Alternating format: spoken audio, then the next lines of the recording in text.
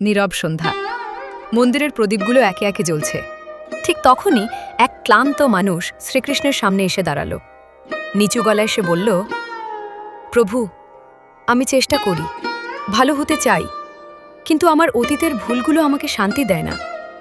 মনে হয় আমি আর কখনো ঠিক হতে পারবো না। শ্রীকৃষ্ণ কিছু না বলে পাশে রাখা একটি ভাঙা প্রদীপ তুলে নিলেন। প্রদীপটিতে ফাটল ছিল, তেল ধীরে ধীরে ঝরে পড়ছিল। লোকটি অবাক হয়ে বলল, প্রভু, এই প্রদীপ তো নষ্ট, এটা দিয়ে আলো হবে কিভাবে?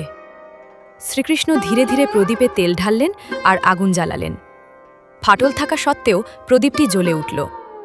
আলো কম, কিন্তু অন্ধকার ভাঙার মতো যথেষ্ট। শ্রীকৃষ্ণ তখন শান্ত কণ্ঠে বললেন, এই প্রদীপ জানে সে ভাঙা, তবু সে আলো দেওয়া বন্ধ করেনি। লোকটির চোখ প্রদীপের দিকে আটকে রইল।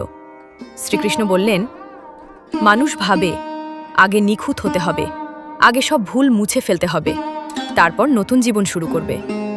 একটু থেমে তিনি বললেন, কিন্তু জীবন এভাবে চলে না। আলো জ্বালাতে হলে নিখুঁত প্রদীপ লাগে না, লাগে শুধু জ্বালার ইচ্ছা। লোকটির চোখ ভিজে উঠল। শ্রীকৃষ্ণ শেষ করে বললেন, তোমার অতীত ভাঙা হতে পারে, তোমার মনেও ফাটল থাকতে পারে, কিন্তু যদি তুমি আজ সত্যি করে আলো দিতে চাও, তাহলে কেউ তোমাকে থামাতে পারবে না। শ্রীকৃষ্ণ মৃদু হেসে বললেন, নিজেকে ছোট মনে করো না। ভাঙা প্রদীপই অনেক সময় সবচেয়ে বেশি অন্ধকার দূর করে।